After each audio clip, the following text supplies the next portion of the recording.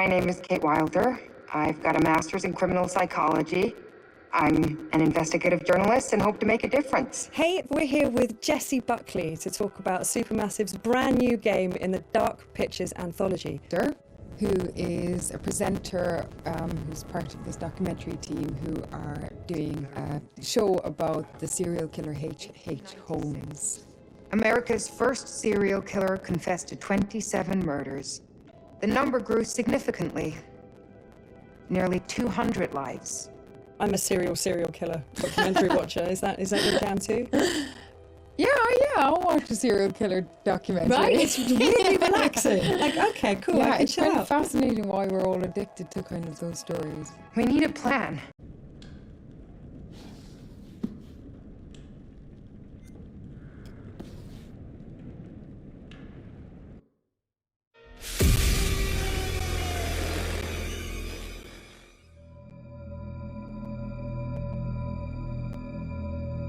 Torture chambers, secret passageways, vats of acid, and deadly vaults.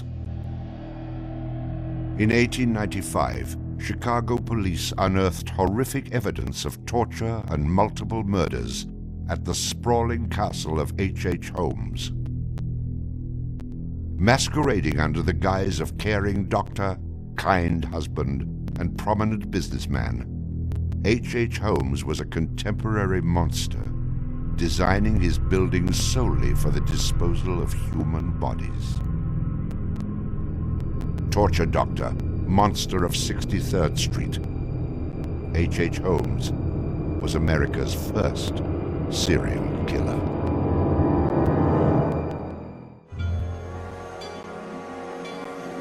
Just south of Chicago, the suburb of Englewood was thriving with commerce. The train station itself had 9 leading lines of railway and over 100 trains stopping there every day. No other suburb of Chicago had this luxury. Dr. Henry Howard Holmes, a pleasure to meet you. Arriving in Chicago, Holmes finds work immediately at the E.S. Holton drugstore, located at the southeast corner of 63rd and Wallace in Englewood. Several months later, Everett Holton dies of supposed natural causes. Then Claire Holton, his wife, disappears after selling the drugstore to Holmes. Owning the drugstore, Holmes had a steady flow of cash.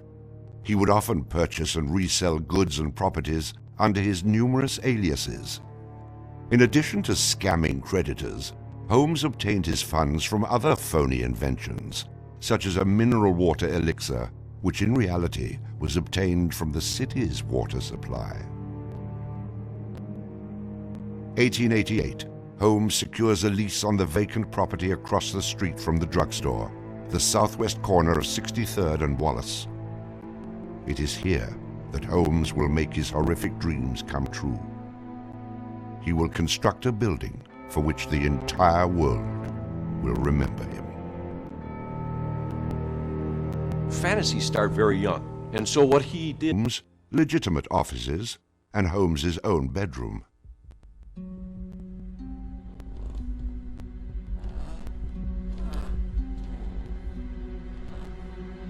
But it was the second floor that contained 35 rooms, many specifically designed as killing chambers.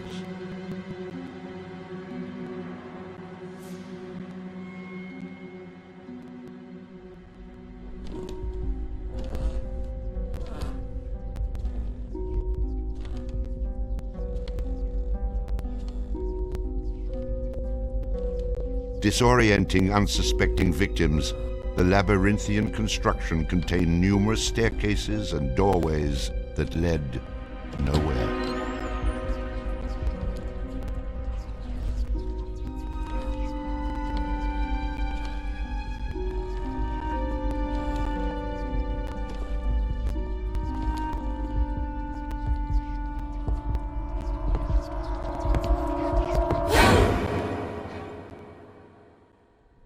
For a quick method of hiding a victim's body, a concealed greased chute and trapdoor led directly into the basement of the castle.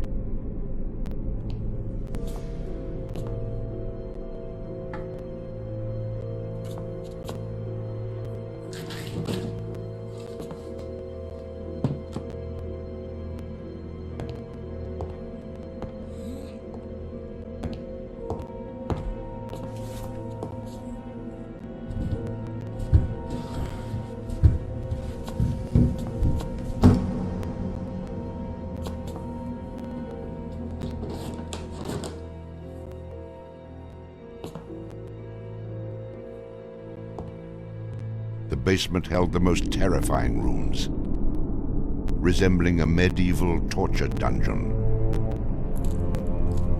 Acid vats, quicklime pits, and a crematorium disguised as a glass-bending furnace were Holmes's favorite methods of immediate body disposal.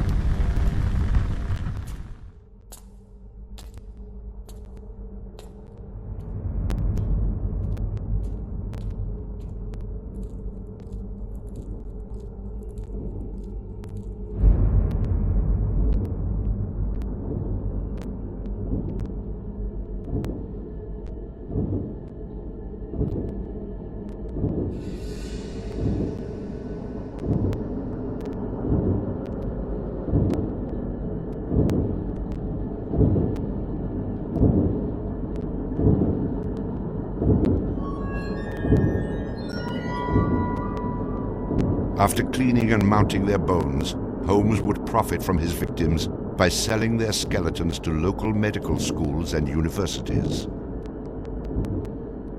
Holmes would make a killing in Chicago, financially and literally.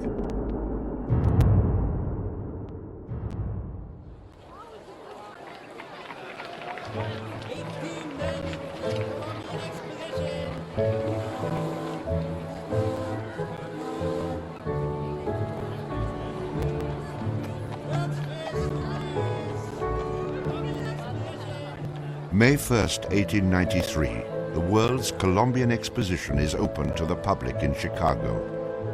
Spanning 600 acres, sprawled out along beautiful Lake Michigan, the magnificent fair is a monumental sight to behold.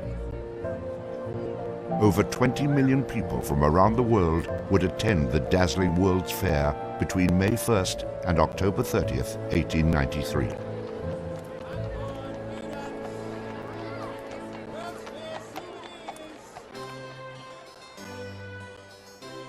Holmes utilizes the World's Fair as the perfect opportunity to capitalize on his demented design of the castle.